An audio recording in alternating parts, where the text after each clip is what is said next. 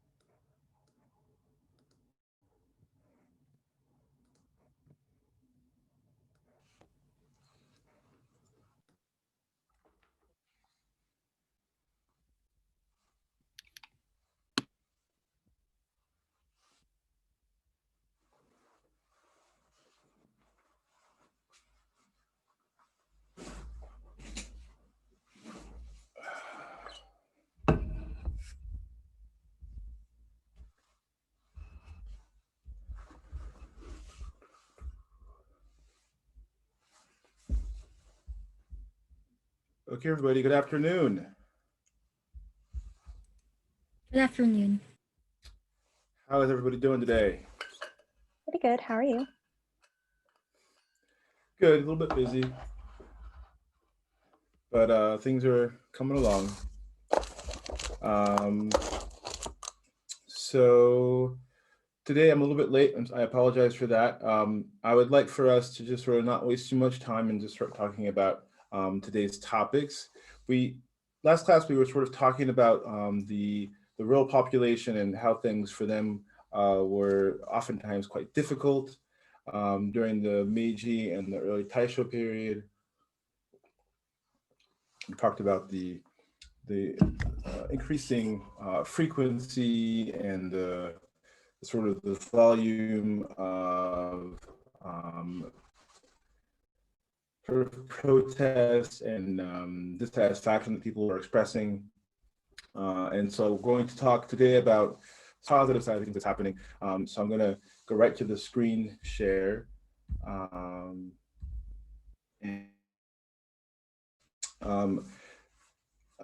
yeah, and I'll take a break from the screen share, and I'm going to ask you guys to talk about the terms that were on the lexicon worksheet that I had up for a while on Moodle, and then we'll go back to the screen share.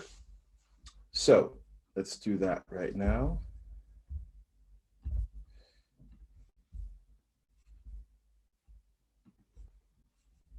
Let's see.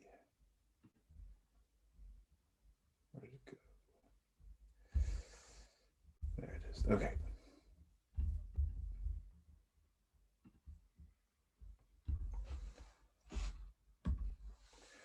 So we talked about the rural population and what they were up to, and we talked about the workers who are dissatisfied working in the mines, and we talked about all these groups.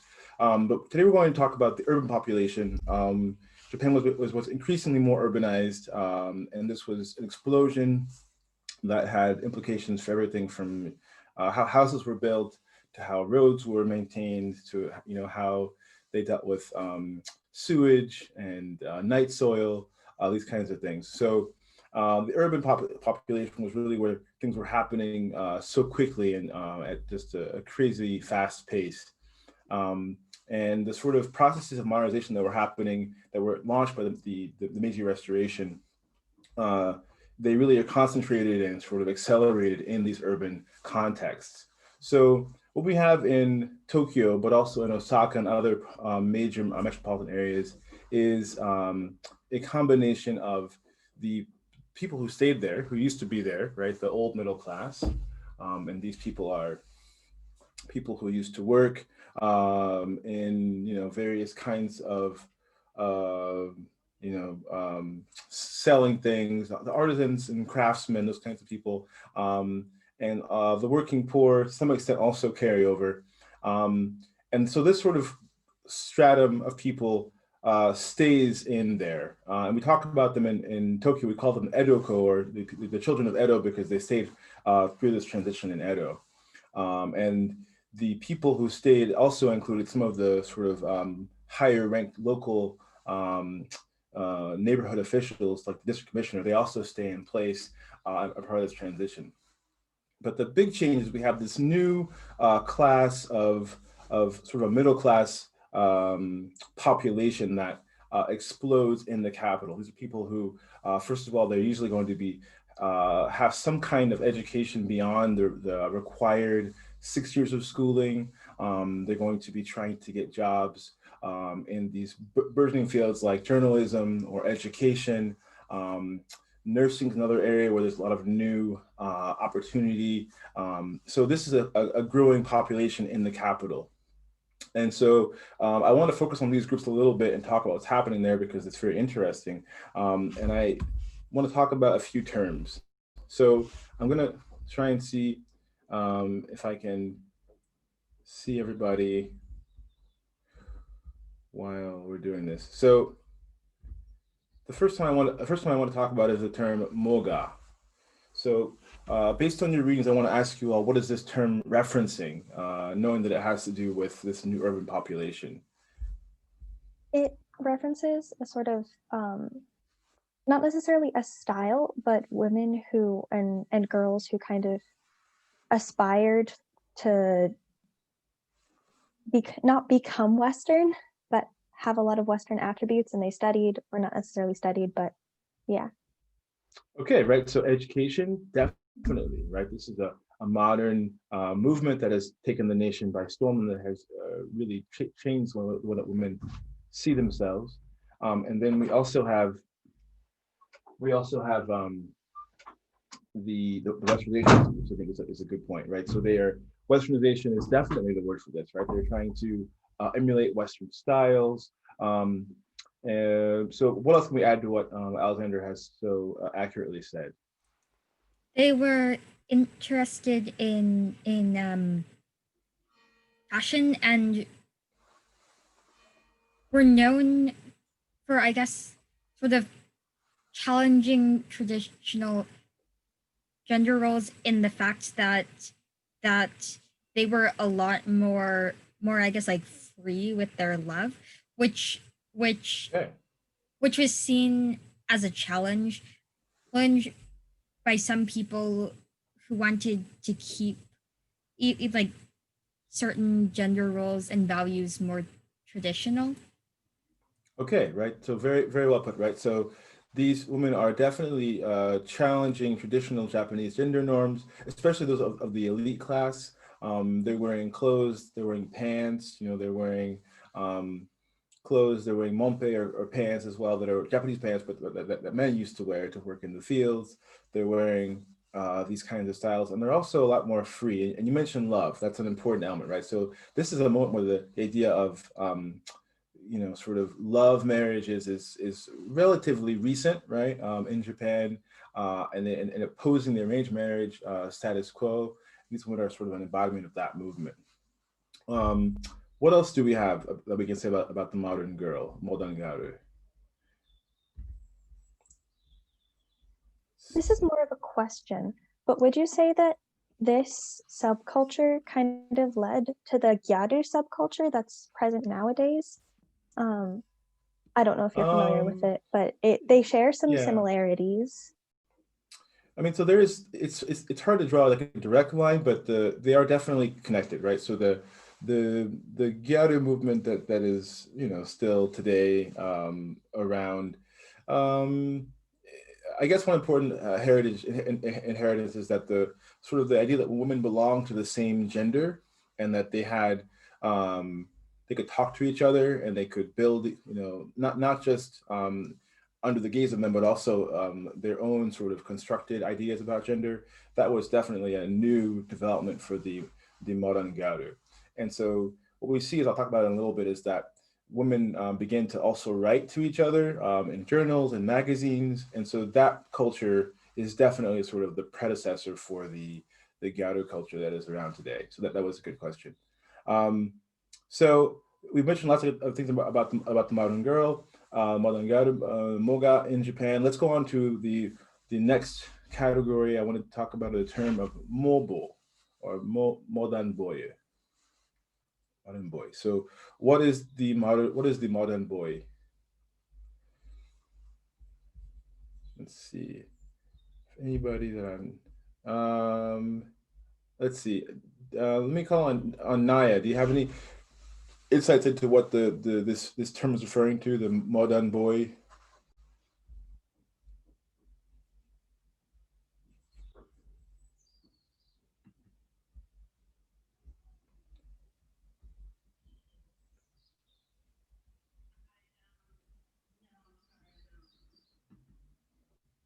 Did you hear my question, Naya? Okay, I can't hear her. How about how about Jack McDonough? Are you able to talk about the modern boy?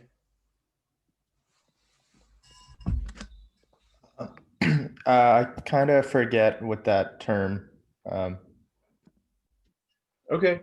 yeah. All right, so that's fine. I'm just going to open up then. If anybody wants to sort of jump in here and talk about the modern boy, that would be it's a good time for that. It was kind of like new, much more like political group. around like modern boys, um, and that also kind of brought about the New Man Society at Okay. Tokyo University's law facility. Okay, very good, right? So we'll talk about this group a bit more in next class, but thank you for that, Carl, right? So the Modern Boy is a bit more, it's a politically awakened kind of uh, movement that that young men are in charge of their own destinies, and that they are sort of responsible for improving or changing society, right? And so they really are just sort of pouring as much as they can of knowledge about things like philosophy and political thought, and into their brains. And they're oftentimes students at the Imperial University in Tokyo or other elite institutions like Keio or Waseda, and they embody this other sort of parallel movement. And these modern boys are also going to be oftentimes excited about finding partners who are modern garus, who are educated but also liberal and progressive as well. Well, I want to go to the last category here really briefly. This is a strange word. What is this strange word? Well, first of all, do you know how to pronounce this word? Any ideas? Saraiman. Sarariman. Sarariman.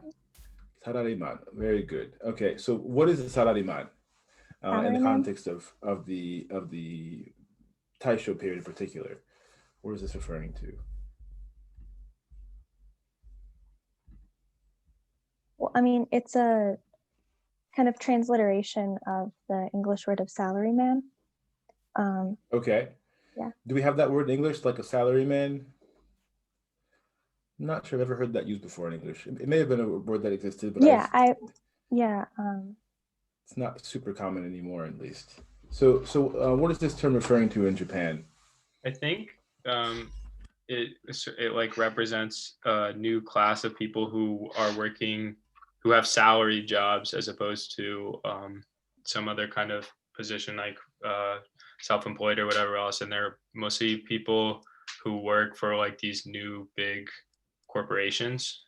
Okay, excellent, right? So first of all, this is not wage labor, it's a salary labor. So a wage is an hourly rate that you're paid, right? A salary is your yearly or perhaps monthly earning. It's determined, right? And that's an important element. But the most important thing I think that you mentioned there, Wells, was that they work for these big companies like the Zaibatsu, right? In particular, these are the jobs that people want to get, and I'll talk about them a bit more in a second. So these are some things that you might want to sort of, as you read through the chapter or as you keep moving forward, these categories of identity, right, are very important, and they're going to define Japan first, in the pre-war period, but they're going to continue to help define Japan in the post-war period as well. And as you mentioned, Alexander, right, the ideas of manhood and the ideas of womanhood or girlhood in particular are going to carry over a lot as well over the next, several decades.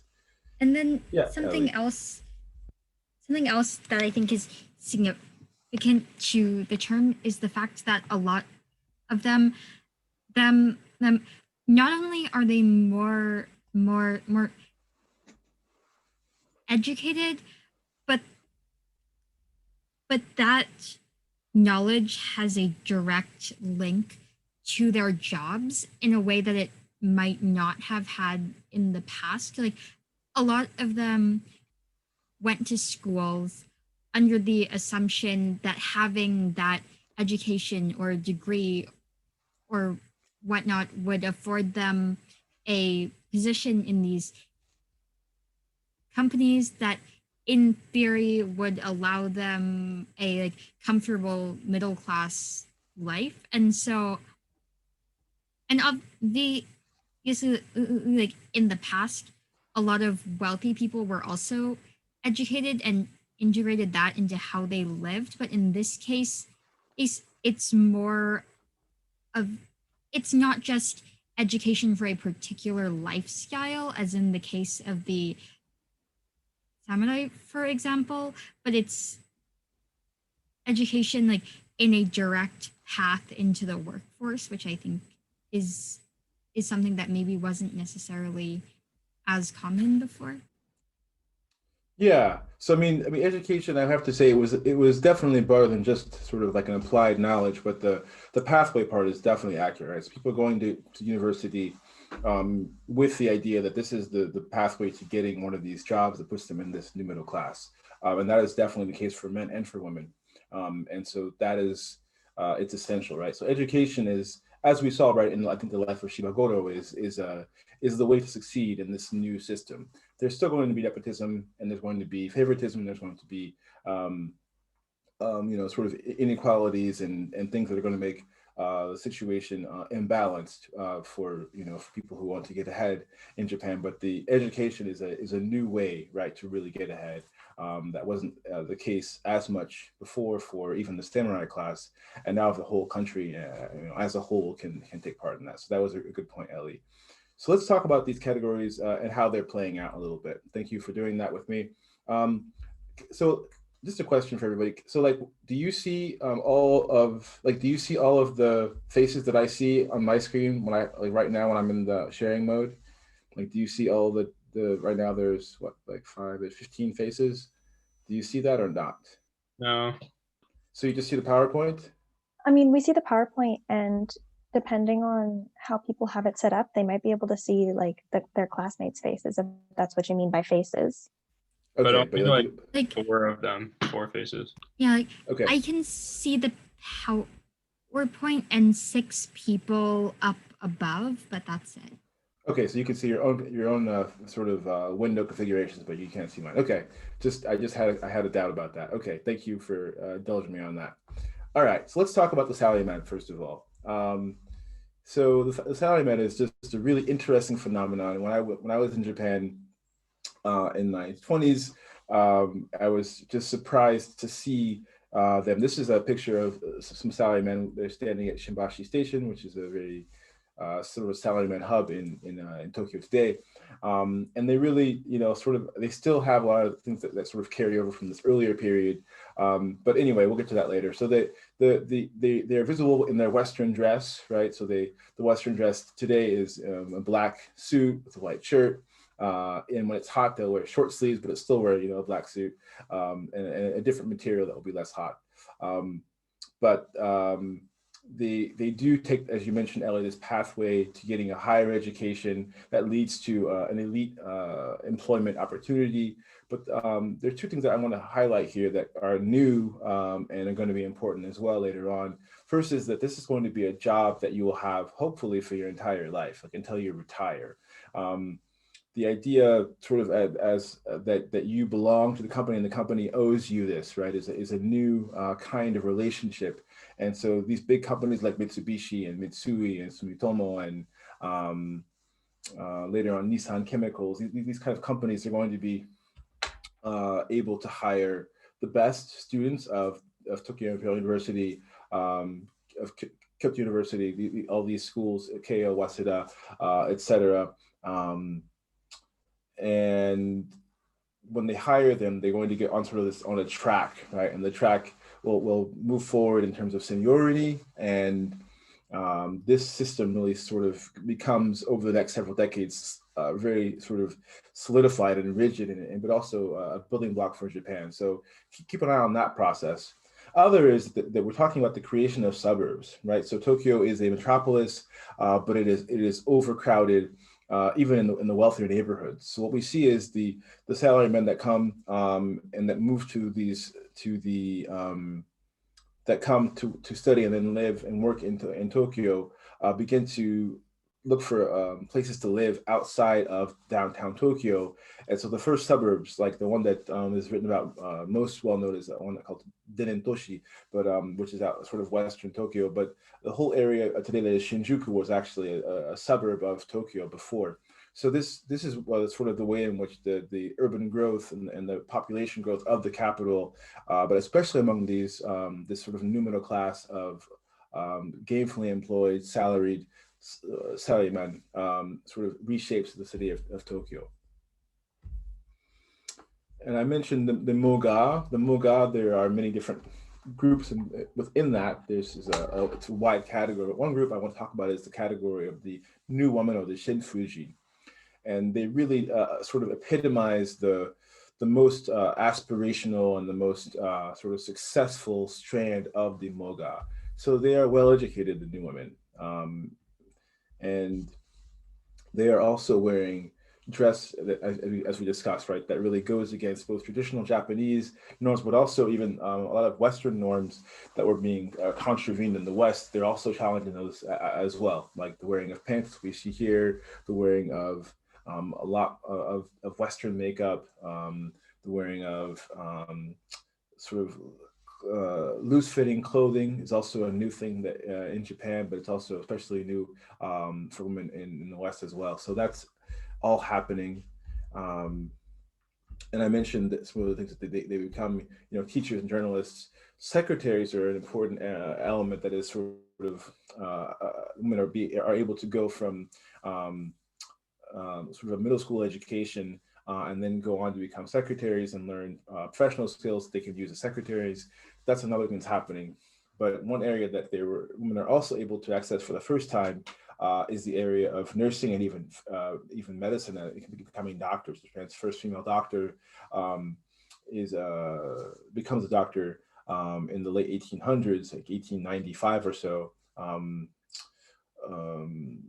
But there will be several more, and so will actually become a women's profession as well during the Taisho period. So the new opportunities open for women in the sort of Moga population. Among them, the sort of top echelon are these so-called Shinfujin or new women. Another important strand of this group are store clerks. So big department stores begin to open up. There's Matsuyoshi, which is a big one that's in Tokyo, but there's several of these. They open up and they're modeling themselves after French and American department stores and selling a variety of different things from perfume to clothing to toys.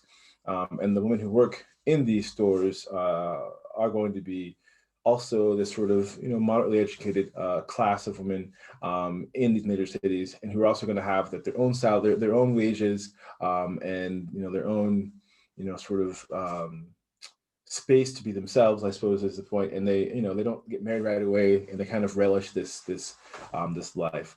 Also have women working at cafes, right? Another area that in which the sort of Japanese urban life changes, right, to embrace Western parallels, and then into which women are then able to step and to gain a living, which again frees them from their parents, but also from the need to marry right away and depend upon a husband. So these are some of the ways in which women are going to be changing in terms of their position in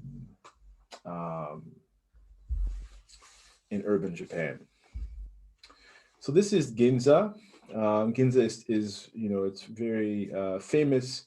Goes back to the 1880s when it was sort of rebuilt as this sort of a brick town to be very Western looking and modern. And this becomes the shopping hub of the capital. And so this is sort of a lot of the cafes and Western style establishments for entertainment or for socializing. And also a lot of banks are going to be in this part of Tokyo.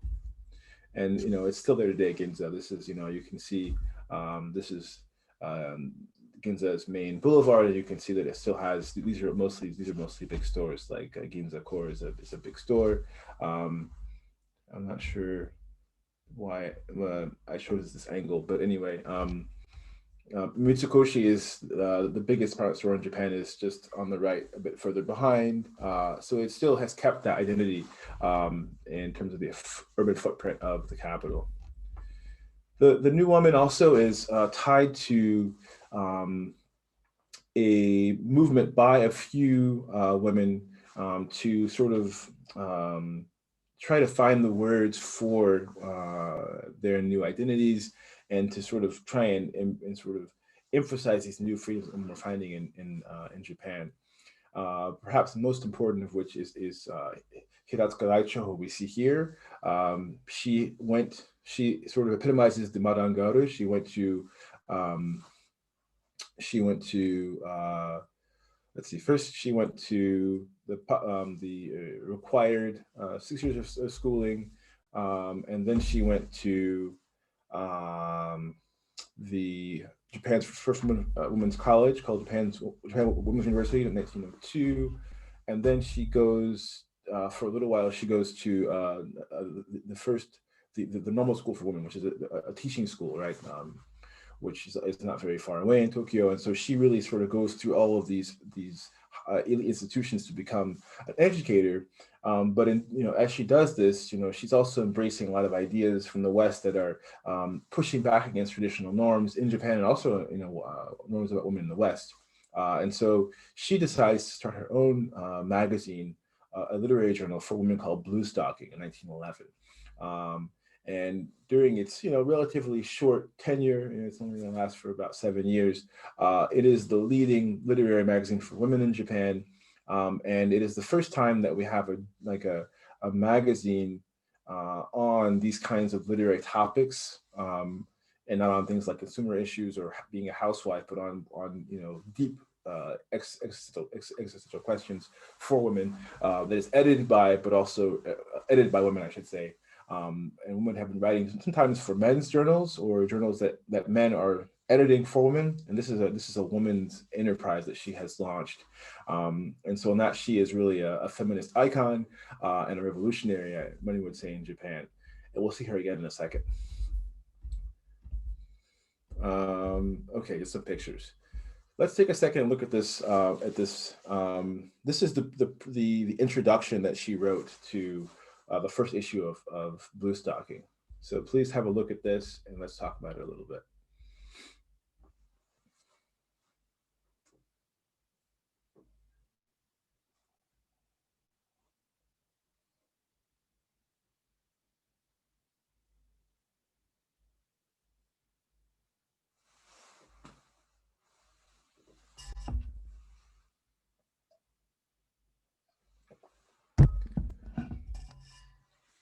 Okay, so let's talk first about what is sort of this first part of this introduction. What is how can we sort of rephrase her main argument at the beginning of this introduction? See who I can see here. If you want to raise your hand, that would be good.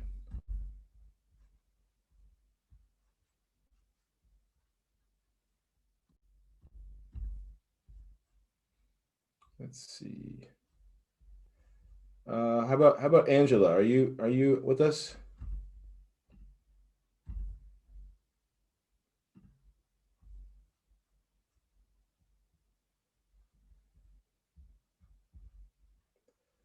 No. How about are you with us, Min Bakrak? Are you with us?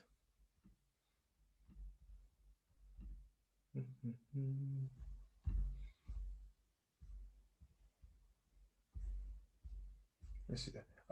Ferris, how about you? Can you give us an idea of what this first couple of lines, what she's trying to get across there? Yeah, kind of like so far what she's talking about is kind of like, to me, I perceive it as her like speaking about like the importance of women, like comparing her to the sun, and and kind of like using that idea of a woman as kind of like a night and day kind of scenario, showing how um just the importance of a woman, I guess. Um like in the second line where she says like, today she is the moon living through others, reflecting the brilliance of others, kind of like, I think she's just saying how important women are in terms of this new time period, as women are becoming a bit more free in their choices. Okay, yeah. So lots of good points there, Ferris, right? So she's talking about women as sort of putting women first, which is, I think, one of the important elements of feminist thought, is that women should be first in as at least as first as men are first, right? And do you know? Does anyone have an idea of why she chooses this metaphor of the sun? How that might be relevant to the story here?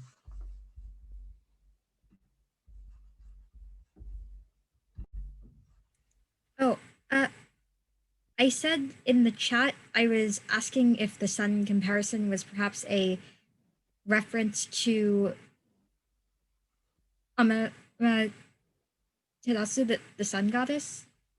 Yeah, definitely, right? So this is definitely a reference to the sun goddess, to Japan's imperial origins, and the Shinto mythology that sort of supports Japan's imperial leadership.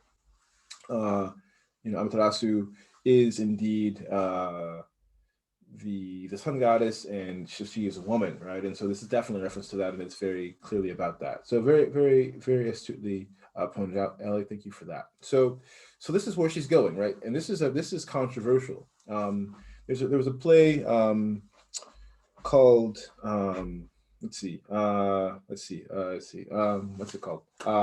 A Doll's House is a play by Henrik Ibsen, and this is it's a very big success in Western Europe, but also controversial.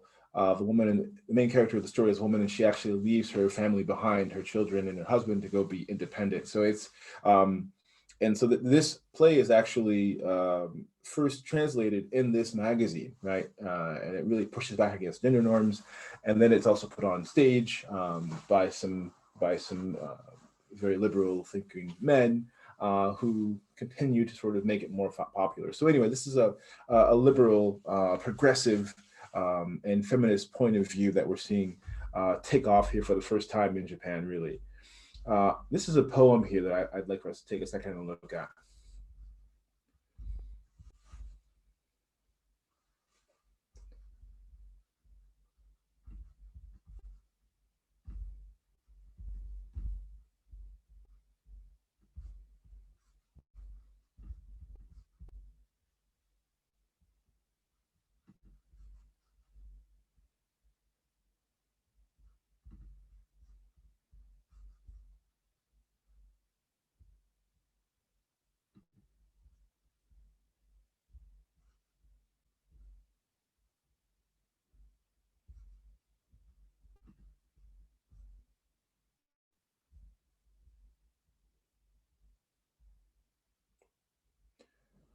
So this is a poem by a very famous pre-war poet Yosano Akiko, who we see here. Actually doing quite well with her poetry, winning awards even for it. And she had this to say about her hair and the kind of power that it gave her. So I'd like to see what you guys think about this. I'm sort of going around seeing if people who are not visible are available. For the most part, people are not, I think, available, but I'm gonna see if any of you are. So, Carrie, are you with us still?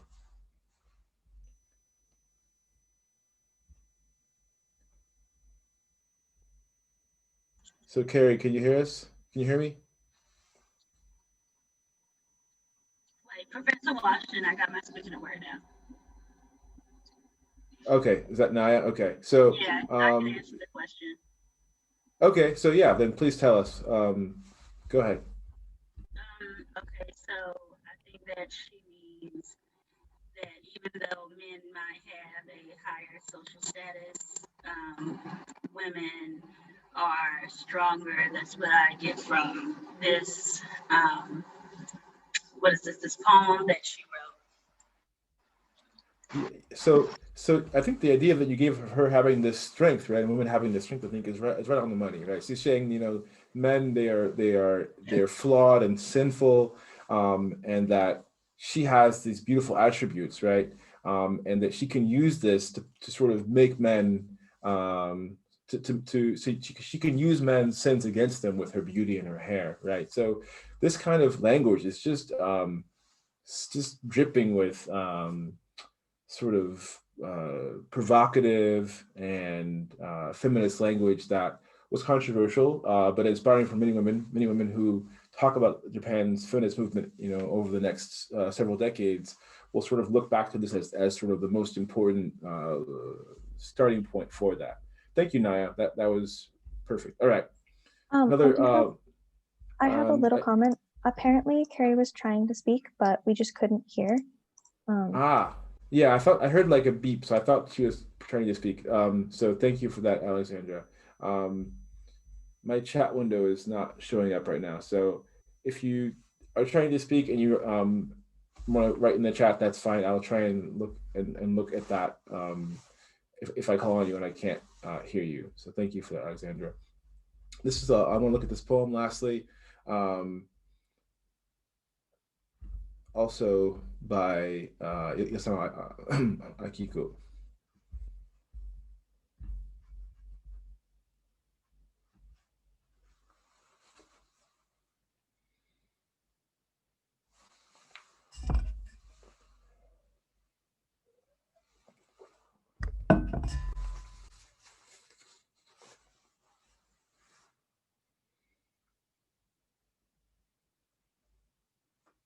I'm not sure if I'm the only one. I actually can't see the last line though, which is.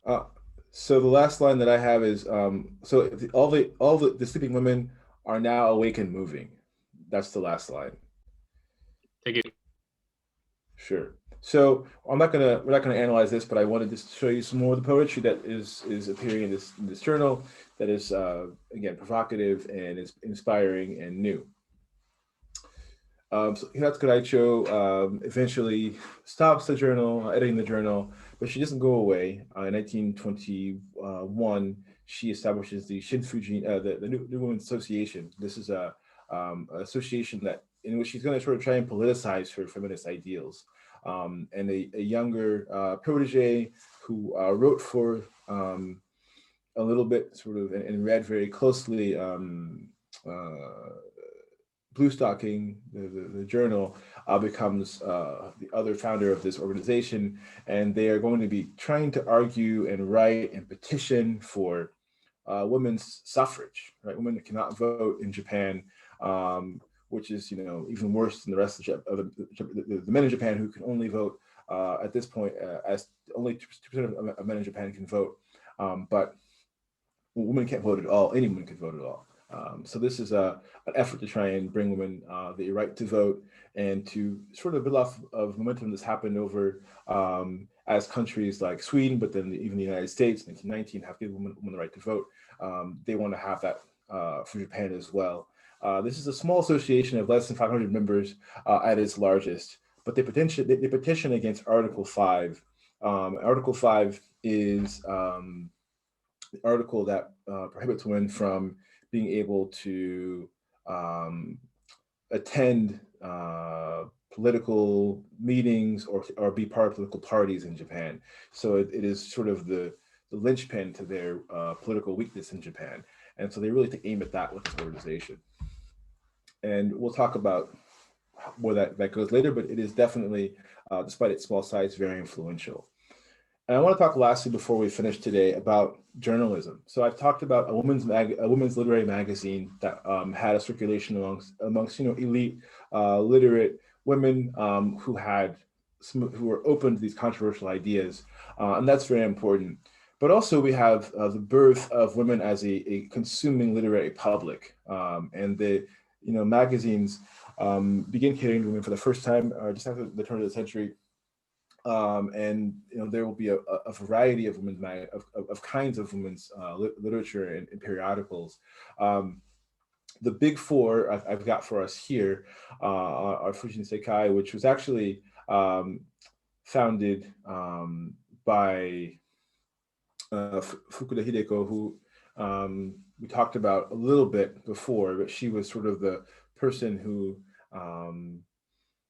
was inspired by the freedom and people's rights movement and by her role model, Kishida Toshiko, back in the 1880s to become herself a feminist. This is a short-lived but controversial socialistic publication written that is trying to put sort of women and socialism and sort of together so that they can communicate. Fuchokai is another journal, a periodical, much more geared to women's issues broadly, and not so much political, at least overtly political. Another publication, Shufu no Tomo, is founded by a man, Takeyoshi. What's his first name? Anyway, who's trying to give women the tools with which they can make their household and their life in the house more efficient and happier, and these kinds of ideals that are conservative, but they're women-centered in his view. This becomes a very major publication, perhaps the biggest, the best-selling women's periodical in Japan. And what we see is that the women really are interested in trying to figure out how to become more modern in the space of the home, right? And how to appropriate this changing Japan and Japan's move towards the West and towards modernization in ways that are going to make their lives easier, but that will help them to fulfill their roles in the house better. Another very famous magazine is called Women's Club, or Fujin Korabu, 1920. And it is perhaps even more in depth. We see women, sharing recipes and sewing patterns, and it really is women talking to women about, women's issues, but that are very much tied to the domestic sphere. So this is a big change, right? And so what I want to begin to end with here is that the women as a group, right, are seeing each other as part of a group that is a nationwide gendered group. They're writing to each other with their articles. They're reading the articles that the other women are writing, the controversial articles as well as the less controversial articles about sewing. They're organizing sometimes in small groups to try and get women more rights in Japan. But this sort of idea of women's consciousness has really taken shape. At the same time, the government of Japan, which has, sort of in the Meiji period, we've discussed very, very briefly, but they sort of have this goal of showing off women in Japan as being civilized, right, and educated, and making some inroads on their behalf to help them achieve those things. But what we see is that because of the popularity of women's magazines and the impact of women organizing in factories or in things like the new Women's Association,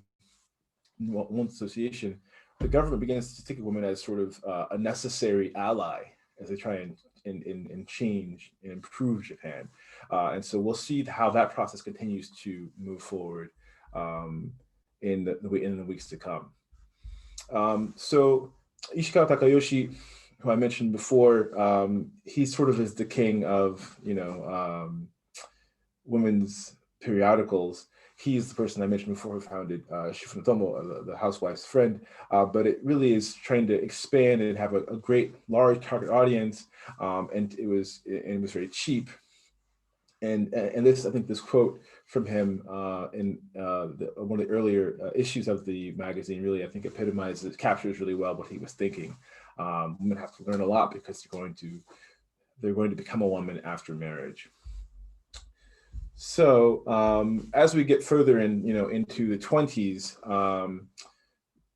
we see the switch I was talking about happen, where the countries, the government, I should say, and even big industries take an interest in women as consumers, and that is reflected in the world of journalism as well. Kingu magazine, which is the first mass circulation journal for men and women, is a family magazine, so it's all about the family. And it's really written for men and women up, but it's focused on the household, right? And so women are the ones who are going to be buying this, and again, very cheaply. Anyone can afford this with less than a tenth of the day's salary. They could buy this publication in 25. I also mentioned on this slide Io no Hikari, which means the light of the family. And this is another family-oriented publication, but what's different is that it's actually one that was published and overseen by the Ministry of Agriculture and Forestry in Japan. So it's a government publication for women, basically. And it's really an effort to try and give women a forum to communicate about things that are practical to the roles that they are being assigned by the government and the social system in Japan. But it's also effort to sort of try and promote certain kinds of ideals about motherhood and about childhood and about the family in the space of the home as well. And so this is where we begin this is one of the ways in which we can see the government working very hard, and in this case, financed largely by the Army and Navy ministries, trying very hard to really give women, to empower women to be better in the roles that they've been assigned by Japanese society as mothers and as wives. So this was a lot to talk about, but what I want to sort of finish with is that all of this ties back into these new categories, right, of women becoming more educated and being oftentimes those who are more educated having more freedom and more sort of agency in their daily lives. But also women who are a little bit less educated are still part of this larger phenomenon, and they're also pulled towards new publications and mass media, and the government also is taking sort of keeping its eye on that very carefully. So I think for today, I will leave you with a slide here that will sort of lead us towards next class. 1925 is an important turning point in Japan. This is the year in which I mentioned these two very big publications begin appearing, both Kingu and Ione Hikari. But also this is the year in which the government of Japan passes the universal male suffrage law, which is, we'll talk about next class. But this is a law that says that if you're 25 and you are a man and not on welfare in Japan, you can vote. So this is a big shift from 2% to almost all Japanese men can vote. The same year, as we'll discuss hopefully next class, the Article 5 was repealed, thanks to the efforts of the New Women's Society. But to counterbalance that, we have a peace police law that year, which essentially gives the government the right to prosecute and imprison anyone who might be a threat to, or might be putting ideas that are a threat to Japan's system of government. So we have these two extremes that are both happening in the same year, within days of each other. And so next class we'll talk about ideology and we'll talk about the different kinds of ideas of government that are floating around, and sort of where this peace police law comes from and who it's targeted against. And we'll do an in-class activity to sort of think about how the government will sort of react to these different controversial heterodoxical ideas. Sorry. So I'm gonna stop there for today. Thank you for your attention. Have a great rest of your afternoon. Bye, guys. Thank you. Thank you. Thank you. Thank you.